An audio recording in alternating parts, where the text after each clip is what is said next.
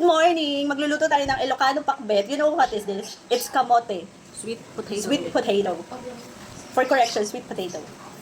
Yung this one, ampalaya ba ito? Yeah. Ampalaya. Yan yung mga sangkap ng Ampalaya ating small. pakbet ng Ilocano. This is our ingredients of pakbet. Talong. What is this? Eggplant. Sitaw, bataw, patani. Yan, And lalagyan natin hindi ng ano. mawawala ang malunggay. Tapos ito alam niyo po ba kung ano to? Ano, yung bulaklak at saka, bulaklak ng kalabasa, tapos itong dahon to ng sitaw. Ito? Oo, dahon to ng sitaw, guys. Ayan. Dahon niya ng sitaw, yung pinakatalbos. Masarap yan. to, ma'am. Oo. Ito sili. Sili, na hindi yan manghang, talagang ano to, pangpakbet. Itong sili na to. Ayan, ang dami na ang binili. Magkano yung isang ano nito? halagang 20 lang yung binili. Yung halaga 20 pesos, ang dami na. Wala naman yan, guys. Ayan siya. Masarap to sa sa pakbet. Yan. Bilangin ko pa. Ito, mas gusto ko kasi ang kamote. May dami. Yan. Kaysa sa kalabasa, masarap din to. Meron din akong binili. Gusto na yun. Ano pa? May binili ako kanina. Ihalo din niya yung buko. Char. Hindi. Hindi, joke lang. Ito talaga yung mga pangpakbet. Native. Ayan, native. Ang cute ng talong, guys. So, Ayan, tignan nyo. ang Ito yung mga safe na talong na pwedeng bilhin. Na Kasi wala siyang siya uod. work.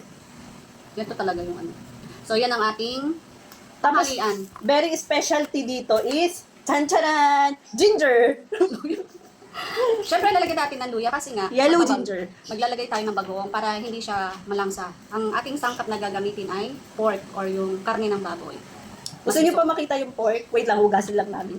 Nandun na, pinalalambot ko na. Ay, pinalalambot na pala. Yan, favorite, isa sa pinaka-paborito kong ulam talaga. Actually, ng pinaka- Ilocano, the best. Pinakamahirap dito yung pagpapalambot ng baboy kasi 1 year siya palalambutin. Hindi na. Tapos eto, 30 minutes lang. Char. Hindi, lahat na yan sa isang lalagyan. Lalagay natin. Siyempre, unahin natin yung medyo matitigas na sangkap.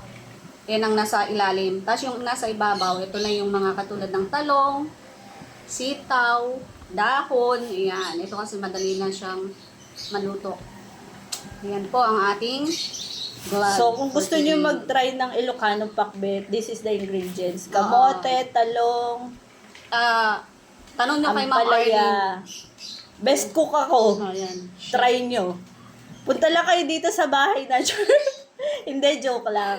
Basta gusto nyo i-try, ito yung mga ingredients ng Ilocano. Pinakbet ng Ilocano, the best. Tapos yung ano natin, nasa na yung... Pinakbet Hindi, ng Ilocano. yung kamatis. Yun ang pinaka Tapos, 1 kilo na tomato. Kamatis. Wala na tayong tomato na nabili. Meron akong binili talaga. Meron ata sa baba. Wait, kukunin ko lang. Mga 1 year ang babalik.